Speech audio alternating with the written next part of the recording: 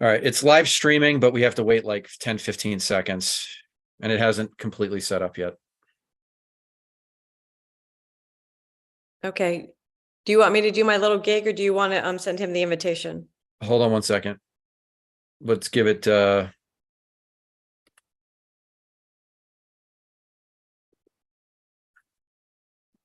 I can send it to Camacho now if you want.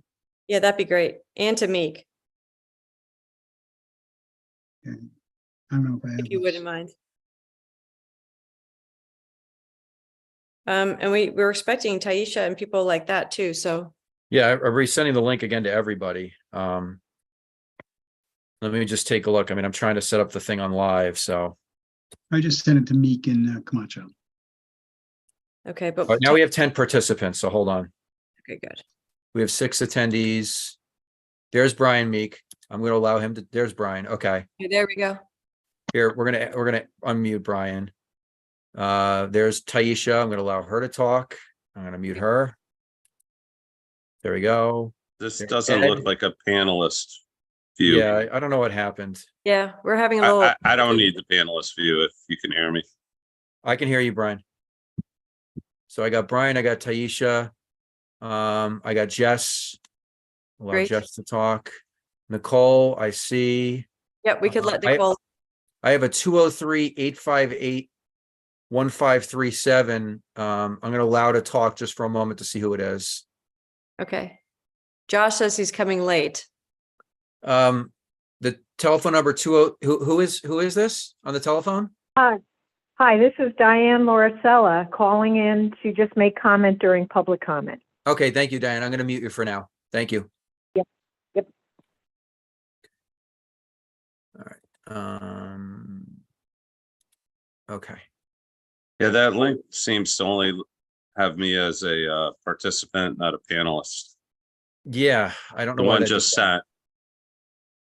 sat. All right, Lisa, we now have, we do not have enough. We only have 3 of you right now. We have Ed. Where's Ed? Is Ed here? It's not here yet. No, wait, Ed's here. Hold on. I just gotta allow him to Okay, talk. good. There's Ed. Okay, good. There's Ed. I'm gonna mute Ed. So Ed's here. So now we have 4. So now you can do your introduction. Okay, I'm going to do that in 1 second. I think, Brian, what happened was that Irene's on vacation. Maybe there's a vacation and somebody just sent out the link in a different format this time. So I apologize for any efforts. It's not a big deal. If you want to promote me to a panelist from the Zoom do administrator, that's that. fine. If we can Okay, do let that. me see if I can do that. Hold on. Let's put Brian, Taisha. Promote to panelists. There it is. Okay. Yeah, Brian, I got it. you got it. Okay, good. Let me do Taisha and So Ed. you have me as a panelist as well, and as a participant, not a panelist. Yeah, we So need- join as a panelist. Yeah, we would definitely need you. But when we get to this ad hoc housing, it's just going to be a lot easier. And Jess as well. Yep, I just promoted Jess and Taisha as well. Okay, so I think everyone's there that needs to be there now, because the other 2 are Nicole and Diane. And Nicole's been joining concerning affordable housing, and Diane wants to make comments. Yeah, and Nicole can be put as a panelist as well because she's a council member and she may well be commenting on the. No, this is Nicole Eady, not Nicole Ayers. Oh, I'm sorry. Okay, gotcha. Different Nicole. Yep. Different Nicole. All righty. I'm going to start right now then. So it's October 17th. Today is the Common Council Ordinance Committee regular meeting. We are starting the meeting a little late at 7:07. At this time, Jim Freyer, Brian Meek, Ed Camacho has joined us. And we expect to have Josh Goldstein and Nora Najelski-Eitner join us at a later date. And Brian will note that in the minutes when they arrive. So the first order of business is that you'll see that we have public hearing listed, but as it turns out, the newspaper for the first time in seemingly our history got the notice wrong. So we are not going to have a public hearing on the affordable housing ordinance. We'll discuss that at the end of the meeting. I'm going to ask for a change of order of our business to discuss that. But at this time, what I will do is open public comment. So if there's anyone who'd like to make public comment on any of our agenda items today, if they would raise their hands and Brian could let them speak.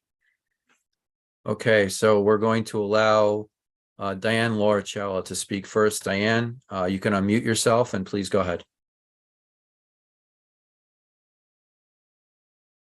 Good evening, Chairwoman Shanahan. For the record, my name is Diane Lauricella. 21 Little Fox Lane in Norwalk. Tonight, I just wanted to briefly mention 2 items that are on the agenda. The first is in your minutes that you will eventually approve.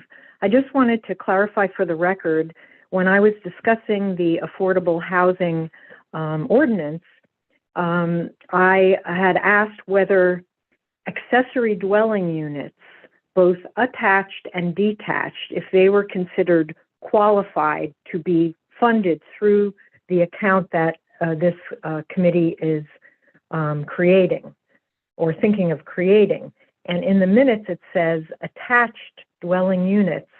I think that's a typo. It might, of course, because as we all know, it's a very complicated situation, but I just wanted to make sure that the record shows that I intended both attached and detached ADUs or accessory dwelling units.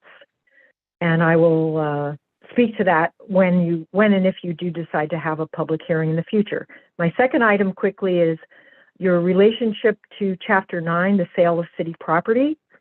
What I felt based upon some most recent requests for selling city property over the last year is I do believe it is important to have an assessment of the value of the property. Now, some members of the staff had mentioned, it's on the record, where they felt one of the more recent in Rowayton parcels was wetlands and it was not worth anything. Many of us on this call and many environmental advocates know that wetlands are valuable. Well, the thing is that especially when someone is adding a 1/4 acre of property to their property, it could very much enhance the value of their land. So I think it's only fair that we have a valuation through proper authorities. I'm having a senior moment as to what that word is supposed to be, but an assessment of the true market value of that land would be in order. And I would like to see that added to this proposed amendment to the ordinance, because I think without it, we will undervalue valuable property that is owned by the people of the city. So thank you very much. I ask that you consider adding this as a caveat, a standard, or a talking point, assessment of the true value of the parcel that is being reviewed for sale. Thank you very much and have a good evening. Thank you, Diane. Diane, are you trying to say fair market value? Is that the phrase you're searching for? Well, we might have closed her on. Okay. No, she's there. Madam Chairwoman, the computer voice on Zoom was blocked what you asked me. Could you please repeat? Yes. Is the phrase you're looking for fair market value? Yes. Gotcha. But there's an action step of hiring or having someone evaluate the fair market value. Maybe Appraise. that's Yeah. implied, but Perhaps appraise. appraisal is fine. Whatever your committee decides. All right. Thank you very much just for that clarification. Is there anyone else who would like to make a public comment? Mr. Meek, are you wanting to make a response to? Yeah, I was just looking for clarification. I too am mystified. For example, when we bought Hatch and Bailey, we paid fair market value, but since we're a public entity selling it, there's no conveyance tax added to the fair market value. Yeah, so let's talk about that with Taisha in proper order of the agenda. She Okay. can lay that out, I think, rather didn't than know- hold it right now. Yeah, this is Miss Lauricella came off a little inaudible. I didn't know if she was looking at the conveyance taxes we're losing on these as well. no, Um, I don't think that was her comment. All right, so let's see if there's other public comment at this time, and then we'll close public comment if there's no one hold else. on, Nora's here. It's 7:13 and it looks like Nora's now in. Hold on. Alrighty, good. No, wait, she left. All right. So- Did you, is the other person, the other Nicole, is she wanting to make a comment, or are we?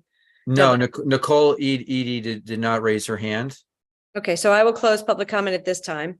Right. And Nora is trying to get in, but I think she's having the same issues that everyone else had. So when she comes back, I will let her in and promote her to panelist.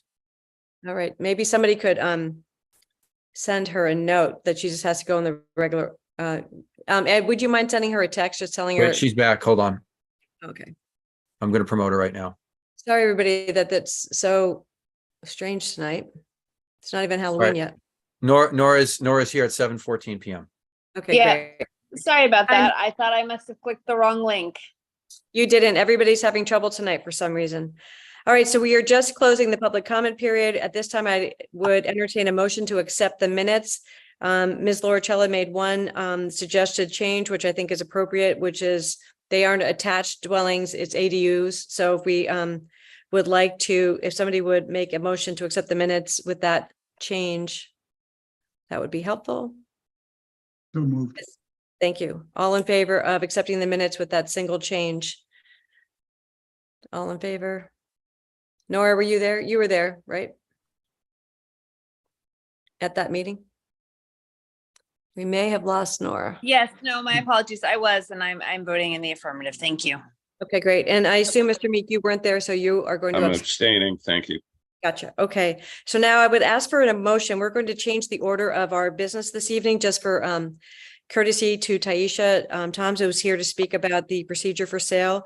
I will say that discuss the Chapter 58A blight prevention. We really don't have any new to report about that. So I think we'll skip over that item. What I'd like to do then is move the discuss and vote. And we're not going to vote. We're just going to discuss section 9.3, which is the procedure for city, the sale of city property. Taisha is going to just give us an overall view of this topic. We are not looking at changes to the ordinance tonight that we're going to be voting on. This is just for introductory purposes, and we'll have a draft at our next meeting. And then the last item of business today will then be the discuss the affordable housing ordinance. So if you wouldn't mind, Taisha, opening up this topic, that would be helpful. Oh, wait, first I need the motion though. I need a motion to go out of order. Sorry. So moved. So moved. All righty, thank you. All in favor of moving the agenda items? I see 4 votes. Mr. Meek, are you okay with us? Yes, yes, Okay, please so that's- change.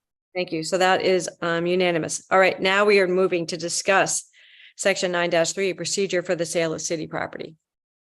Good evening. Thank Thank you.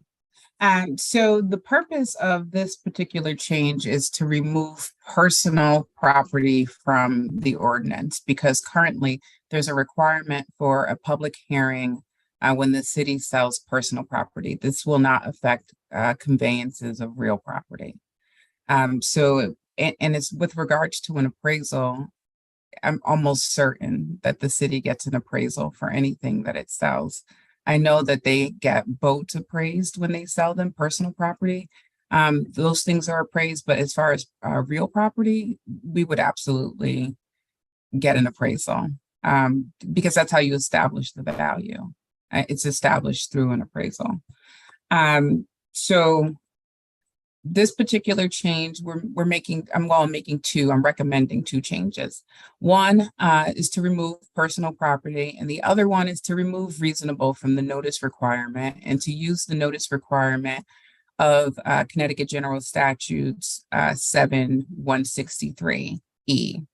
And essentially that is the state statute that requires a public hearing for the sale, lease, or transfer of any property owned by a municipality. So this is a bit redundant in the sense that there's already a state statute that requires this.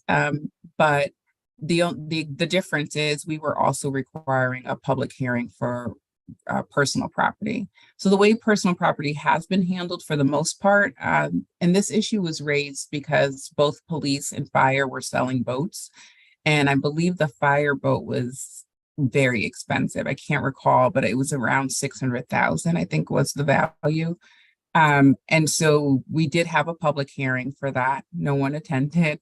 But we just feel that this is adding an additional step to something that the city does pretty regularly for things like, our fleet of vehicles, should they become surplus property, furniture. And we don't think that it's necessary to have a public hearing to sell a desk, So we do post all of the all of the surplus property on a public website called publicsurplus.com. And it's put out to bid. The starting bid is typically the appraised value. And then the public gets a deadline to bid on it. And so it's going to, you're getting the best offer, and it's in the fair market where that's being determined, and it's competitive. So it meets all of the standards for public procurement. But it doesn't require a public hearing in that sense. We wouldn't want to have a public hearing for those things. So basically, these sales have been happening kind of in lieu. I mean, there haven't been public hearings, so we really haven't been following the ordinance. Is that what you're suggesting? Yes. The ordinance hasn't been followed. The way that I was alerted to that was because I was asked for an opinion about the sale of the boats. And when I told our purchasing agent that she needed to have a public hearing, and she thought that that was for real property. And then, taking a closer look at the statute, we realized that it is for, it's indeed for personal property. So we did have hearings for those things, but to somewhat rectify past practice or current practice to some degree, we'd like to change the ordinance so people are compliant. Is there some thought that maybe a certain piece of personal property of a certain value should have a public hearing, like a boat for 600,000 versus a desk for $20? I wouldn't be opposed to establishing a value. I think that's fair. Yeah, because those, as long as it's not a value that, for instance, I wouldn't pick something so low that you would capture cars, right? Because we sell a lot of vehicles. So it should be a substantial value, like a fire truck, that's going to be a couple $1 million. So yeah, you would want a public hearing for something like that. Or a police boat for 600,000 or fire boat for 600,000, but a car for 50,000 or 40,000, I'm not sure. We want to have a public hearing for that, but I'll leave that to you all to decide. Other committee comments before we kind of move forward? This is just an introductory, just a first blush. Ms. Najelski-Eitner. Well, before that, I just want to put for the record that Josh Goldstein appeared somewhere between 7:17 and 7:18 to the hearing. That's what I had marked too. Thank you. Hi, Josh. All right, Nora, would you have a thought or comment? I do. I guess I'm trying to sort out what the purpose of a public hearing for the sale of property is. Is the hearing intended to elucidate questions as to why we are selling the property, or is it intended to elucidate questions as to whether the appraisal is in fact the correct appraisal value? Just walk me through what the value of a public hearing is supposed to be in this context, because I think that might help better understand what, if any, level we should set for review, et cetera. And thank you. So, and this, I think the reason for the public hearing will be different depending on the people who are attending, right? So I can't really guess why the public would want to be involved, but so to some degree, I think it's for, if people have objections to the value established, that would be, in my opinion, something that you would raise at a public hearing, because the public hearing has to take place before a final decision. So as with any public hearing, when the public weighs in, it may influence the outcome. And so it's just to give the public an opportunity to participate in the process on real property in particular. Mr. Meek? I think that you're muted, sir.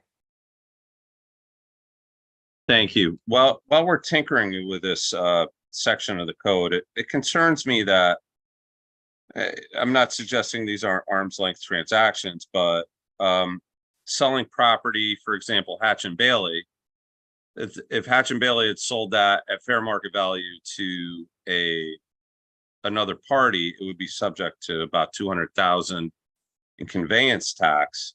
How are we reasonably assured as taxpayers that money's not factored out of the selling price when it comes to the city buying it, right? So Hatch and Bailey's saving $175,000 by selling us this property because they're not selling it to a private party. And, you know, I only saw the details about the sale saying that it was at fair market value, but fair market value on that property really means something different when you don't have to pay the conveyance tax. I don't know if it circumvents Section 7 of the state code or the other codes, but it feels like we're leaving money on the table here. I'd So- appreciate any comments or feedback on that. I don't have the exact statute, but the conveyance tax exemption is statutory, right? So there's a particular code for it on the form. Typically, the seller pays the conveyance tax. So when the city is selling a property, we wouldn't pay conveyance tax. We would be exempt under that exemption. I am not aware as to whether or not that applies when the city is purchasing from a private They're private exempt. seller. They're So exempt. they did. They're I'm sorry? exempt. They're Okay. exempt from paying what would have been $175,000 in taxes Well, had they sold to that's a a state private statute. property. Well, then Yeah. it's from the state statute. The exemptions to conveyance tax are statutory. So it brings into question, what is fair market value? Is fair market value what a government can sell it for, or what a private party can sell it for? I believe we left a lot of money on the table in this one specific example. Taking at face value an arm's length transaction of fair market value. Was that fair market value for the city, or was that fair market value based on what they could sell it to an outside party for? But this is about us selling property. This isn't about us buying property, this ordinance. It- I'm that- confused. You open the door on the ordinance. We have no protections in here from a seller asserting that fair market value to the city is the same as fair market value to a private property. It's Okay. only $175,000 here times 30 other transactions down the road. Feels like we're being left short here. My impression is that, and I'm just, just my impression, but my impression is that fair market value is fair market value. And whatever the collateral consequences of the sale are, in this case, the waiver of the transfer tax is collateral to the issue of what is fair market value. And we benefit from it because we're not paying conveyance tax, so we're not losing the conveyance. We're not paying the conveyance tax. It's the other way, Lisa, that the seller is not paying convenience tax because they're selling to us. But But we're, that doesn't increase the value of the property. Yeah. The property has the value it has. I didn't see an appraisal saying that the value is this if we sell to a private party versus the city. I just saw a That's- value that said, this is what it's worth. That's what we paid. But the conveyance tax wouldn't change the value of the property. Because $175,000 wouldn't make a difference.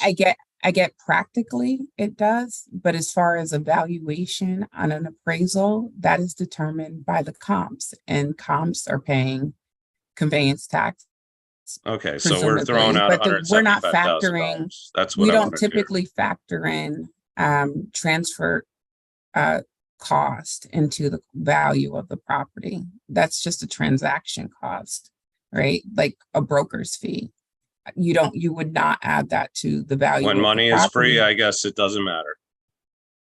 Could I just ask a question? I don't understand where we're leaving the money on the table if we don't pay any conveyance tax. conveyance tax. Where are we leaving the money? I mean, if it's a state statute that we don't pay that, how do we would not pay it. We would never pay it. So why are we leaving it on the table? The city doesn't pay it, the seller pays it. In this example I'm bringing up, thanks, Jim, Hatch and Bailey, had they sold that property to a private party, they would have to fork over a check to the town clerk for $175,000. Right. They did not have to do that. Right. Did they drop their price from fair market value of the assessment that we paid for by $175,000? I see no evidence of that. Right. Maybe they, they could have sold it to somebody else too at $250,000 higher and then You're- pay the you're- 170. you're- Yes, You're I know. absolutely correct, but would they have on the appraisal? I don't know. Is there anything in here that protects us from that? I don't see it. Well, But this actually, is that sales. was, Okay, Taisha, can you put up the ordinance that we're talking about? Because it's talking about the city selling property. It's not about the city buying property. It's just out of the scope of what our discussion is, I believe. That's fair, Chair. I've made my point, sorry. Procedure for the sale of city property. I mean, I could see that you have an issue with something else, but that's not in the scope of this discussion. You can open up the ordinance book to anything you want.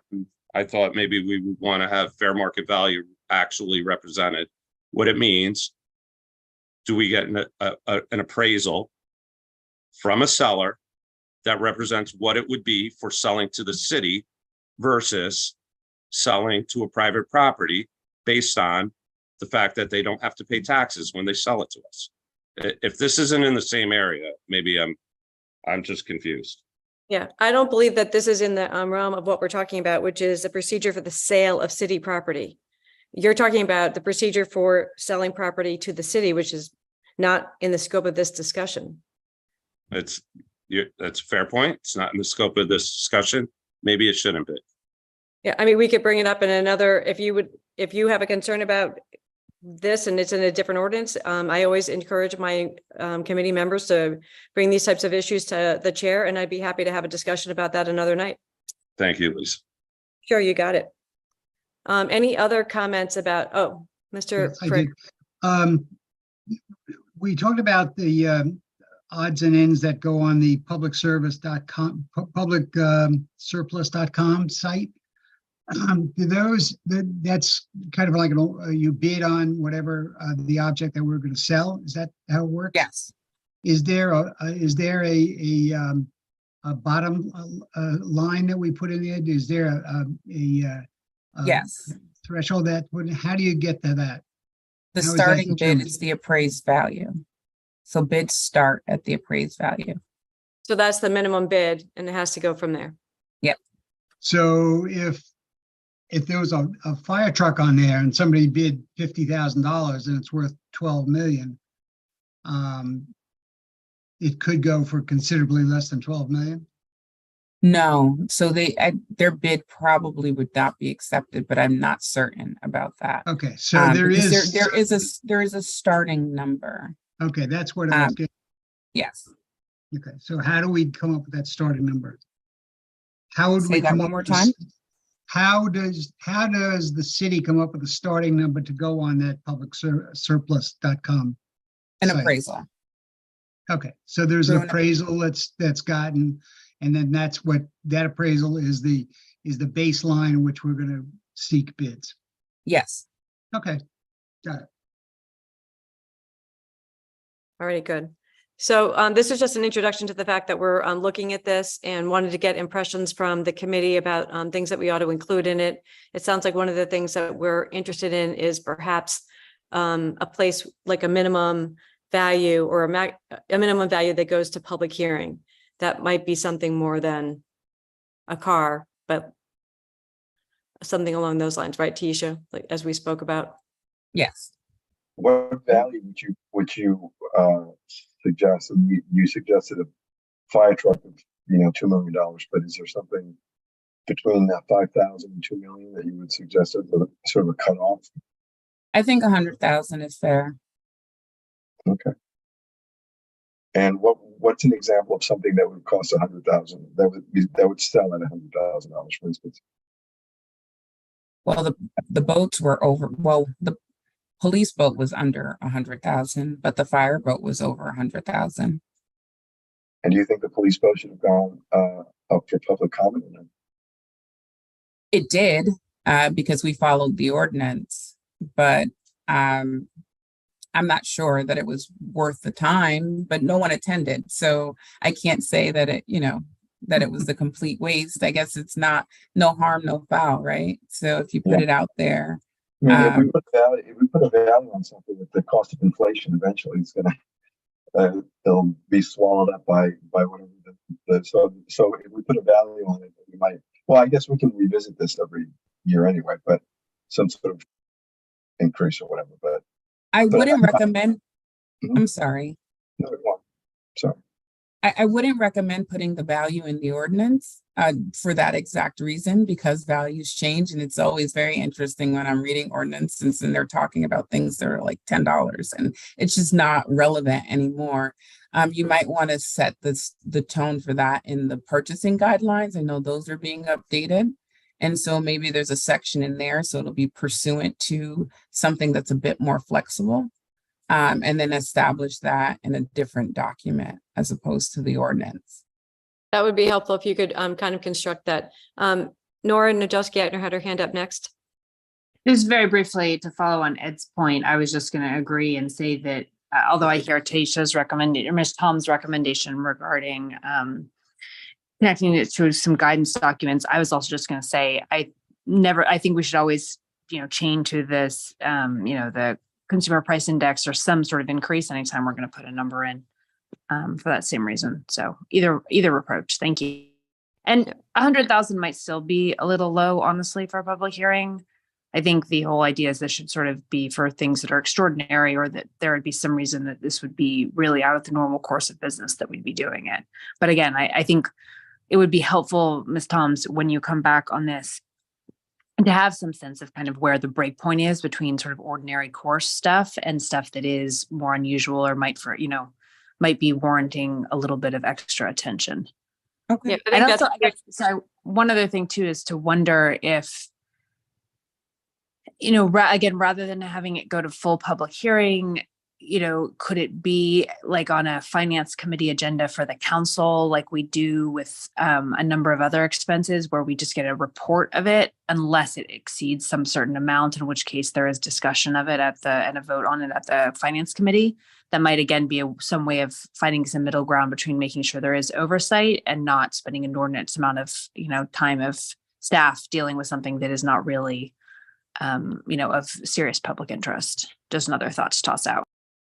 Yeah, I think those are all like great ideas. And I had one other thought about that, just to give us some context, maybe just give us a small report of, what did we sell in the last 2 years and kind of what price points were, and just have a sense of, where things ended up. If it's 4 things a year, that's over 100,000, that gives us an indication that's not a big deal. If there's 10, it's more interesting. Mr. Meek, you have your hand up. Yeah, no, thank you. I would support some thresholds of dollar valuation, but more in line of, in the event where you only had a single bid and combination of dollars. So if we're selling a $600,000 boat, we only get one bid and it's for like 100,000. Maybe then you have a public hearing still. Just a thought. Thanks. Great. I have a question. All right, so Ms. Toms, you got a lot of feedback. Ed's got a question, Lisa. Oh, I'm sorry. I didn't see your. My impression from what Ms. Tom said was that the public hearing is before the item goes up for sale, right? Is that what you said? Yes. So I think Councilman Meek suggested that there be a public hearing after a bid has been placed on something. So that would be after. So there'd be 2 public hearings. Well, with some threshold, and only if it's a single bid. I mean, if it's with thresholds within reason. I don't know what reason is. I got it. Okay, that makes sense. Great. Any other thoughts before we let Taisha leave? Great. All right. Well, I'll give you a call next week and we can talk about, sort of doing a general outline on some of these ideas that came up. Thank you, Sure. Taisha. Thank you. Yeah, thank you so much Thank for coming you. this evening and waiting for a little bit. All right. So our last item of business is the discuss and vote on resending the affordable housing ordinance to public hearing. So just to make the record clear, what basically happened was we sent our notice of public hearing to the newspaper and they didn't publish. Doesn't happen very often. So what we're doing now is it gave us a chance to take a second look at the affordable housing, and we did have some cleanup that we thought we wanted to do. So we thought we would take another look at it this evening, go through it with everybody, and then we can vote again to take it to public hearing. We would have a special meeting for this so that we could handle it in this council. So we'd have a quick special ordinance meeting on October 30th, if all goes well this evening. So Brian, do you want to pull up the draft and we can we'll have Brian go through the small changes that we were making to clean some things up. Sure. So The only one major issue that we're going to cover tonight. So the first thing is that we just switched throughout the ordinance. Anytime it mentioned Norwalk, we switched Norwalk to city, just so it's consistent with other ordinances. You can see that in the preamble in section 1-1. You can see that a couple times. And please interrupt or just raise a hand or something. Interrupt me just because I have it on share screen, so I can't see everybody. Based on the fact that we're talking about majority vote and it's capitalized within the ordinance, we thought it was a good idea to put in a definition of what majority vote means. So you can see that in the definitions, this is just an additional definition that defines majority vote as the affirmative vote of at least a majority of the members of the Common Council present and voting at a duly held meeting of the Common Council at which a quorum is present. And Yep. Mr. Gandel, just to make sure that people are aware, so that is the definition from the charter revision, correct? Correct. So our Correct. hope is that this will become the sort of standard that is used Correct. consistently going forward. And just so everyone is aware, the goal, and we strive to this, we're not reaching it. The goal is to make our ordinances as similar as possible. And so this is perhaps one way that we can do that, among other ways, which you might see within the changes that were made. In qualified expenditures, you can see that we removed utilities. We're still talking about physical acts of construction, rehabilitation, improvement, and maintenance and repair, or to buildings or structures. There was no change to add in any kind of soft costs, but these included labor and materials. Utilities are kind of a vague term, so we removed it. If anyone has a comment or thought about that, please go ahead, but it's pretty clear from the definition that we're taught that qualified expenditures are physical acts of building, not of soft costs like designs or something like that. Okay. Good to go. All right. So in 1.4a, this talks about the Affordable Housing Account Committee. And again, you can see that we switched it to majority vote, which we discussed above as a defined term. Really, the big change here was discussing the membership, and nothing except the only change that was really made was to identify to people that the members who were appointed by the mayor are the ones who serve terms. 2 common council members that would be on this committee, their time would end when their time on the common council ended. Planning and zoning director, for example, chief of community services, or their designees. If, for example, Steve Kleppen was no longer PNC director, then it would be the new person. Steve wouldn't continue on in that role.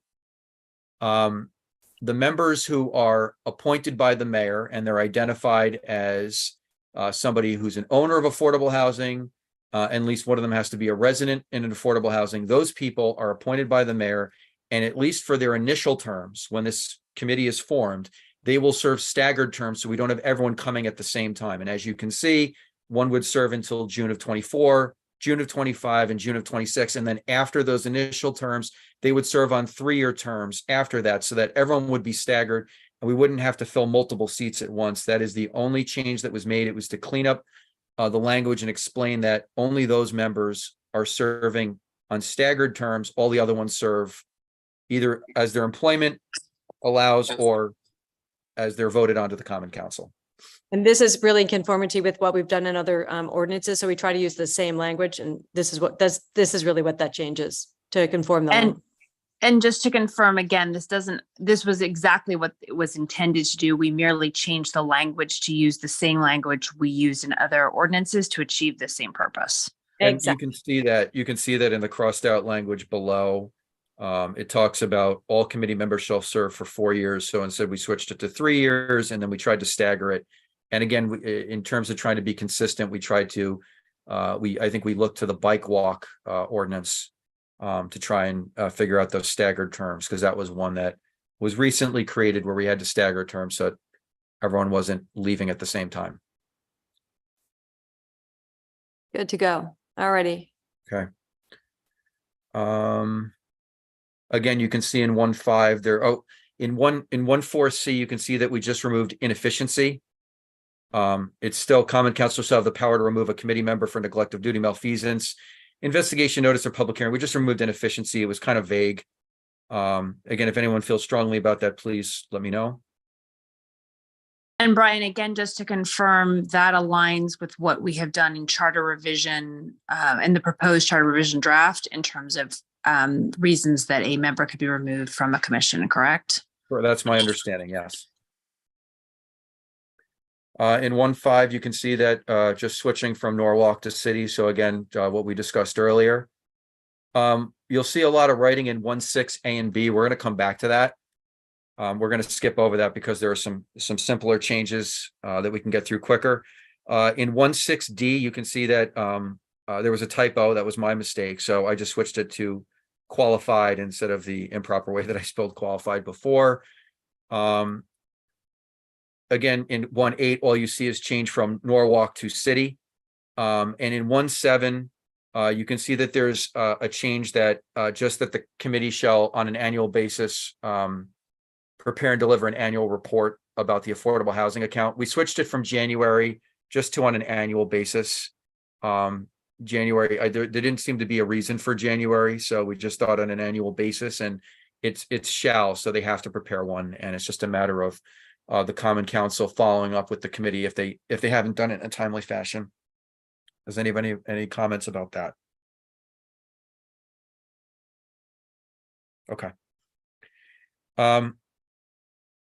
So 1.6 is about expenditures, and it's really 1.6 A and 1.6 B where changes were made, proposed changes were made. And basically what this is describing is the planning and zoning director preparing application criteria for people to apply to request, funds from these accounts for expenditures to be made. So they have to prepare these application criteria for everyone to follow when they want to try and get these expenditures. And basically what was changed was we said that there was, and this wasn't really changed, that there's a 30-day public comment and hearing period that this Affordable Housing Committee shall vote on the application criteria. So people are going to get a chance to comment and provide ideas to the committee, and then they're going to vote on the application criteria. And this is where the change is proposed. If the application criteria is approved by the committee, it shall be forwarded to the Common Council, which shall then approve or amend by majority vote the application criteria within 30 days after such referral.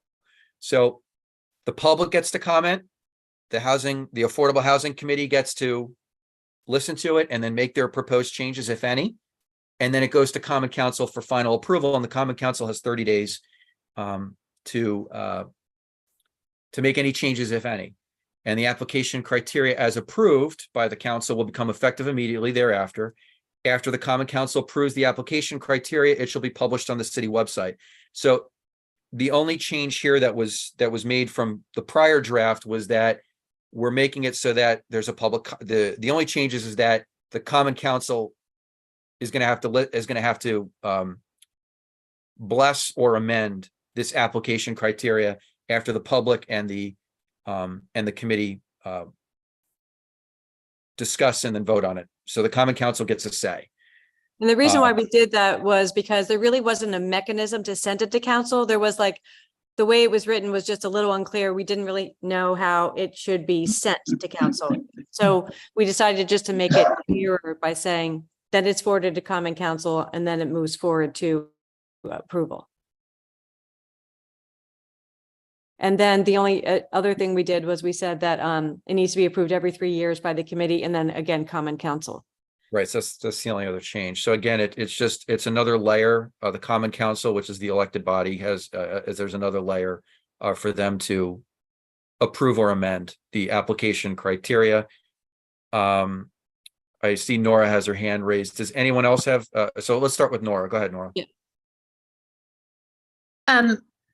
Well, so I guess my question is, I'm sorry we didn't get a chance to discuss this before this meeting, because as you know, I had deliberately structured it not to do this precisely because I thought this was a waste of time to send it to council after it had already been approved by the committee, unless council had a serious concern with it. I'm fine at the end of the day. It is not a huge deal one way or the other, but this process does not have it going to a committee of the council. So are we going to, so, like, I understand the desire to standardize here, but this gets into conversations we've been having back and forth over various ordinances about sort of how we want to structure when there is a commissioner board that's doing the work. We still want council oversight, but we also don't want to spend a lot. We don't want the board or commission to have to do all the work, spend a lot of time, and then have it sit for long periods of time with the council when the council is not going to make substantial revisions. So is this going directly to the council? And do we have a mechanism for doing that, going directly to council rather than having it go through a committee? Well, we talked a little bit about that. One thing we thought was, this, we're going to be spending money, right? So ultimately the council has to bless it in some way. And in B, we thought like, oh, we could say in B, like which committee it goes to, or we could just have it go straight to council, like an up and down vote. Like it doesn't have to be 2 months in there. I mean, what were your thoughts about that? We're not uncomfortable with it going directly to council. I mean, I am fine with that, but is that something, I mean, again, if this whole conversation is about precedent and patterns, is that something that we otherwise do?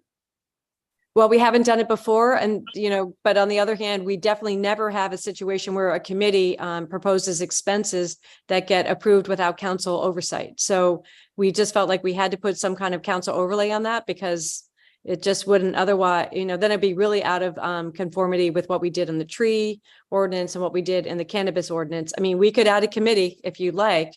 I think the whole point is to not slow this down any more than necessary. So I'm fine with that. And it probably is a good pattern that we should consider for other instances where there's been substantive review. And, the whole point is just to have the council have final authority and an ability to check in the event that something went awry down below without slowing things down too much. But I just want to make sure that everyone's okay with that, because again, we've been having a lot of back and forth about things, after the fact. So I want to be clear what's happening here and whether in fact everyone's okay with that.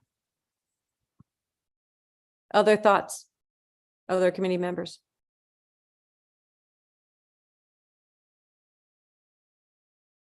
Jim, was that like a yes? Oh, Jim, you're speaking, but you're muted. Yes, that's a would say yes. No, I believe that it's with the makeup of the committee that we have, you could possibly have people that are not council members that could be approving something, and it could go through. So I think the step to go to the council to get their full approval is a necessary step. Just ensures that we have good internal controls over our expenses and our disbursements. Yeah, I feel a layer for council approval is crucial. But I don't feel it necessary to throw it through a committee and, slow it down that way, Nora. We're just trying to thread the needle. Mr. Meek. Oh, thanks. Well, notwithstanding my position that government providing more subsidy to housing actually makes it more unaffordable. We're setting ourselves up here for political favorites. It's a body politic that's going to get to hand out this money.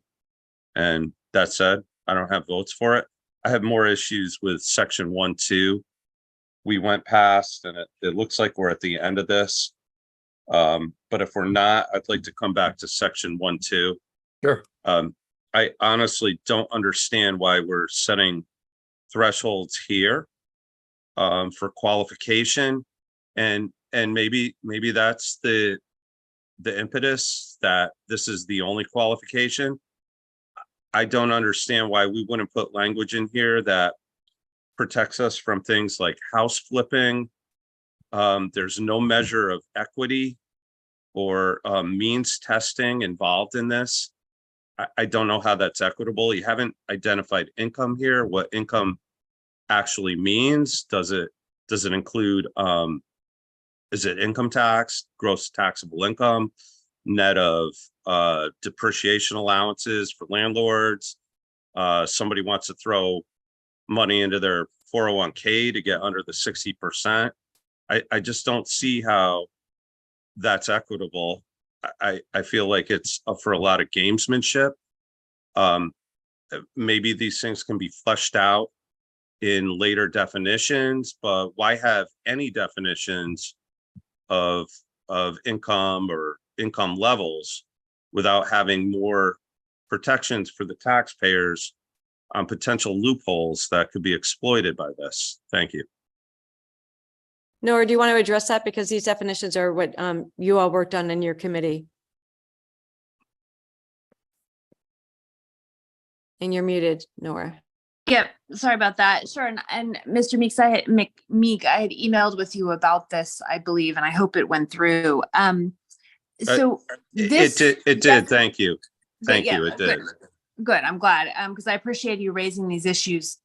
This definition, really, this ordinance is intended to sort of create the broad framework within which these guidelines could be developed and within which projects could be sort of proposed, evaluated, et cetera. This ordinance definitely does not control at the level of selecting the individuals who would be qualified for this housing. So this is really about setting the target goals for the construction of housing. And so those kind of criteria that you're talking about in terms of evaluating individuals, doing means testing, assets testing, all the very fair concerns you raise, those would all have to be done at the level of administering whatever program placed people in the housing once it was constructed. So part of the whole, conversation the Ad Hoc Affordable Housing Committee had about this ordinance was wanting to focus this money on the actual sort of hard costs of construction.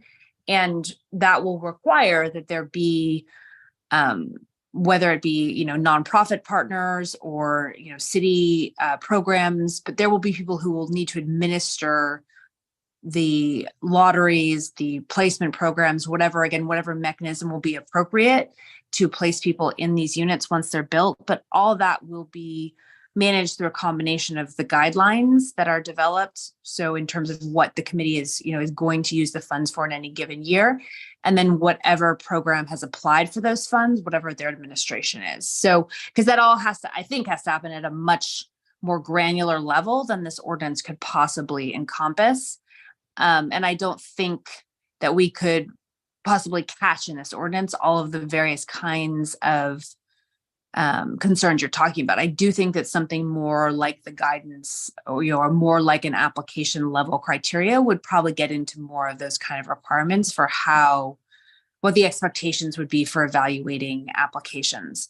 There also, and this has come up quite a lot in affordable housing, it's come up in this committee too. I mean, there are complicated equity questions here, particularly when you get into the home ownership piece, which is something that I think we all would very much like to foster, right? I think there's a lot of deep belief among the committee members in the value of creating more affordable homes that can be owned, but it does create complex equity questions when you think about who is going to get the benefits of that. But if we don't allow, if all of the equity goes back to the city at the end of the day, and I'm using the equity, I recognize that I'm using equity in two different meanings there. But if all of the value of the home, all of the increase in value of the home over time goes back to the city and the homeowner retains none of it, that is more equitable in the sense that it goes to the city to be redistributed to everyone, but it also defeats a lot of the value of having home ownership. So there's a lot of complex questions interwoven in this that are going to have to get sorted as projects move forward. And the answers may be very different depending on the project.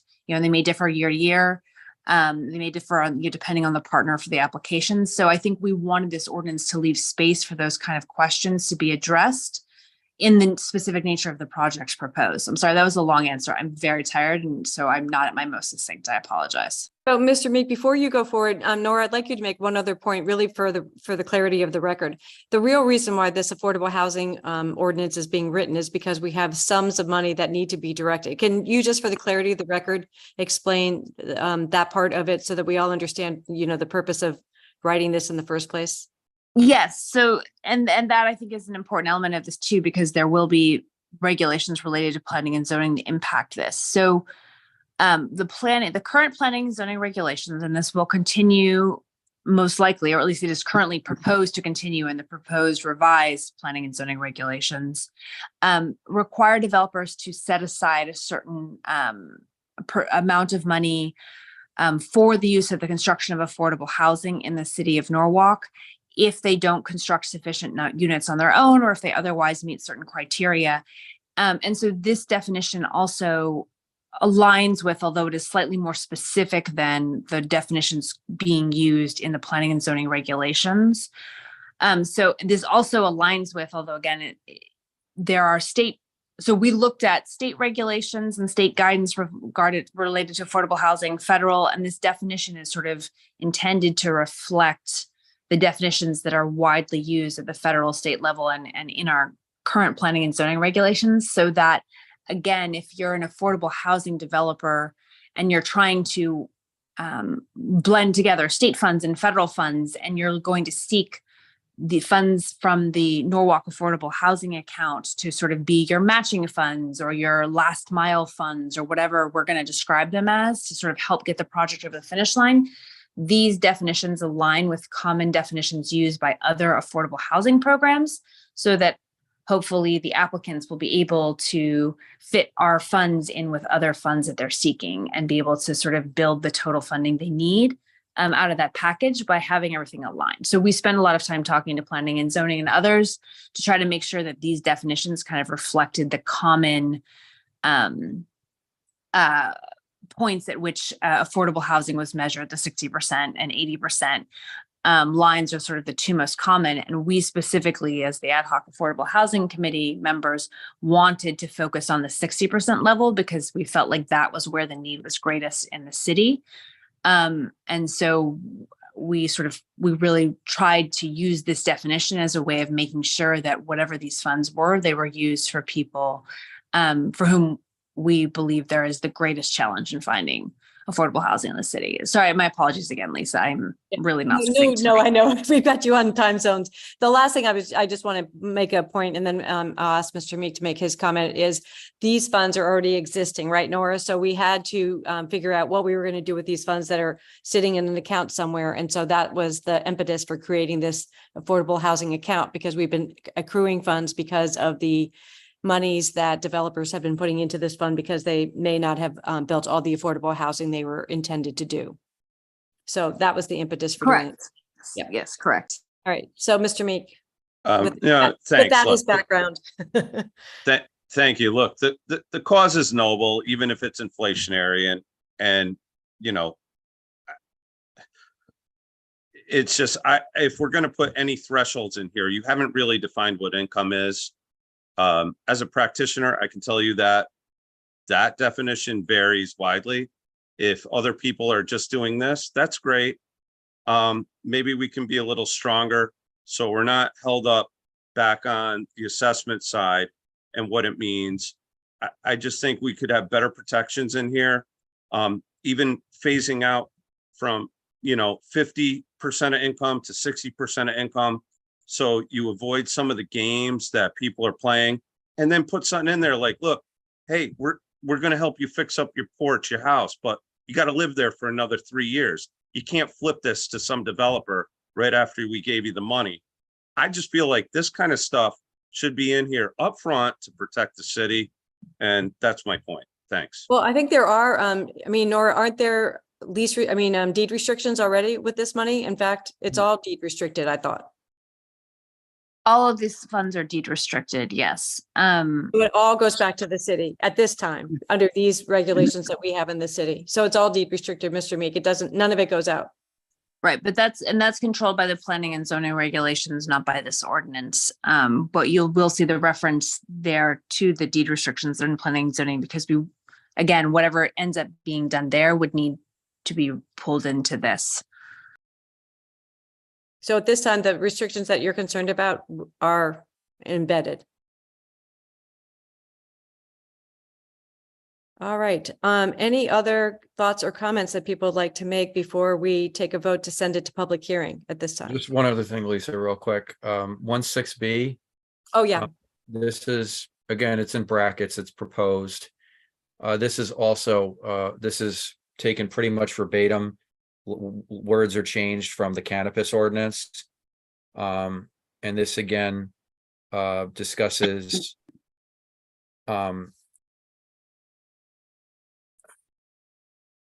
I think this is. P&Z director with the common council to solicit funds. And the P&Z director shall forward a summary of the applications based on the application criteria, the common council, and the common council can deny in whole but not in part those recommendations. That's pretty much taken verbatim from cannabis. But again, that's in brackets, that's new. So for everyone to consider, see if it's something they want. We felt it was important to make that consistent with what we did in cannabis. And again, Nora, as you know, like we did it up and, like an up and down vote. So we didn't have like people, pull it apart. Again, making it similar. to cannabis. Right. I think we made that revision the last time. I thought we had. Yeah, it might have been somewhere else, but we just wanted, we numbered B. So as you can see, like number 3, the old B was a little different. So we just pulled it over wholesale. And those are all the proposed changes. Again, the big one for people to take a look at in the future would be 1.4 is the staggered terms. 1.6 A and B was about the application criteria, and the rest of the changes are changes of words here and there, maybe a sentence, and then obviously that's the only differences from the last time we spoke about this at the meeting that I was not at. So Nora, if you're comfortable with it, I would entertain a motion to send this to public hearing. So moved. Thank you. All in favor of moving into public hearing on a special meeting date of October 30th? All right, that appears to be unanimous. Great. So with that done, I would entertain a motion to adjourn. All in favor? Thank you, Mr. Goldstein. All in favor? Great.